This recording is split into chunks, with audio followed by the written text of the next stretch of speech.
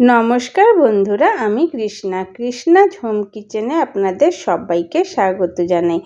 আজকে আমি বেলপানা বা দারুণ স্বাদের বেলের শরবত বানিয়ে আপনাদেরকে দেখাবো। অমৃত স্বাদে, খেলে কিন্তু দুর্দান্ত স্বাদ লাগে। একবার খেলে বারবার খেতে ইচ্ছা করবে। চলুন তাহলে শুরু করি। দেখতেই পাচ্ছেন এখানে একটি আমি বড় সাইজের পাকা বেল নিয়ে নিয়েছি। বেলটা বেশ ভালোই পাকা, ভালো করে ধুয়ে নিয়েছি। এখন আমি ফাটিয়ে নেব বেল। ফাটানো হয়ে গেছে, এখন আমি দুই ভাগে ভাগ করে দিলাম। ভাগ করা হয়ে গেছে। এখন দেখতেই পাচ্ছেন একটি বড় সাইজের বাটি নিয়ে নিয়েছি আর নিয়েছি চামচ। বেলের ভেতরের অংশটা চামচ দিয়ে বের করে নেব। ভালো করে চেঁচে বের করে নিতে হবে। চামচ দিয়ে ভালো করে ঘষে গ্রেভিটা, বেলের যে গ্রেভিটা সেটা বের করে নিতে হবে। দেখতেই পাচ্ছেন বেলটা কিন্তু খুবই পাকা আর প্রচুর মিষ্টি, খেতে কিন্তু দুর্দান্ত স্বাদ লাগে। এইভাবেও খাওয়া যায়। আমি আজকে শরবত বানিয়ে আপনাদেরকে দেখাবো। দেখুন, এক সাইডে বেল ভালো করে পরিষ্কার করে চেঁচে নিয়েছি, আরেক সাইডেও আমি ভালো করে চেঁচে নিচ্ছি। চাচা হয়ে গেছে, ভালো করে কষলে নিতে হবে। ভালো করে চটকে এর রসটা বের করে নিতে হবে। দিয়ে দেব পরিমাণ মতো জল দিয়ে ভালো করে কষলে নিতে হবে। বেলটাকে ভালো করে কষলে নিতে হবে, খুবই ভালোভাবে 2 থেকে 3 মিনিটের মতো ভালো করে কষলে নিতে হবে। দেখবেন কতটা গাঢ় হয়ে যায়।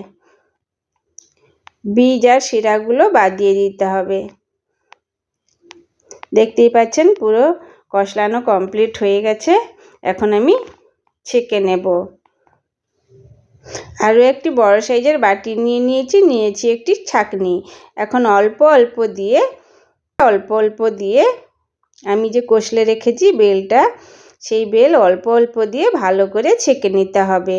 বেশ হাতে ডলে ছেঁকে নিতে হবে। প্রথমে আমি একটু চামচে করছিলাম, কিন্তু চামচে ঠিক মতো হয় না, হাত দিয়েই করতে হবে। এইভাবে হাতে ঠেসে এর রসটা বের করে নিতে হবে। বেলের রসটা বের করে নিতে হবে। দেখতেই পাচ্ছেন কতটা বীজ আর শিরাগুলো বেরিয়েছে। এই সেম প্রসেসে বাদবাকিটাও আমি ছেঁকে নেব। বাদবাকি গোলাটাও আমি দিয়ে দিচ্ছি। বেলের যে পানাটা বানিয়ে রেখেছিলাম সেটাও আমি দিয়ে দিলাম ছাঁকনির ভিতরে। দিয়ে হাতে ডলে বেশ ভালোভাবে ছেঁকে নেব। বেশ অনেকটাই গাঢ়, তাই একটু টাইম লাগে ছাঁকনিতে ছেঁকে নিলে খেতেও ভালো লাগে। দেখুন, ছাঁকা কমপ্লিট হয়ে গেছে। যারা আমার ভিডিওটি দেখছেন তাদের অনুরোধ রইল পুরো ভিডিওটি দেখার জন্য। আর যারা আমার চ্যানেলটিকে সাবস্ক্রাইব করেননি তারা প্লিজ সাবস্ক্রাইব করে দেবেন। দেখুন, ছাঁকা হয়ে গেছে। এখন এগুলো আমি ফেলে দেব। এর ভিতরে অ্যাড করে দেব এখন 3 চামচ চিনি, আর দিয়ে দিচ্ছি 500 ml লিকুইড দুধ। দিয়ে ভালো করে মিশিয়ে নিতে হবে। চিনি মেল্ট হওয়া অবধি ভালো করে নেড়েচেড়ে মিশিয়ে নিতে হবে। দেখুন, বেলের শরবত রেডি হয়ে গেছে। খেতে কিন্তু দুর্দান্ত স্বাদ লাগে। একবার খেলে বারবার খেতে ইচ্ছে করবে। রেডি হয়ে গেছে আমাদের বেলপানা বা বেলের শরবত। এখন আমি গ্লাসে ঢেলে সার্ভ করব। দেখুন, 2টো গ্লাস নিয়ে নিয়েছি। এখন আমি এর ভিতরে ঢেলে দিচ্ছি বেলের শরবত। খুবই সুস্বাদু, খুবই টেস্টি হয়।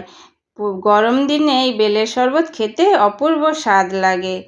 আমার ভিডিওটি যদি আপনাদের ভালো লেগে থাকে তাহলে অবশ্যই like, comment, share and subscribe করবেন। আর হ্যাঁ, পাশে থাকা বেল আইকনটা ক্লিক করবেন, যাতে আমার প্রত্যেকটি ভিডিওর নোটিফিকেশন আপনাদের কাছে পৌঁছে যায়। Thank you.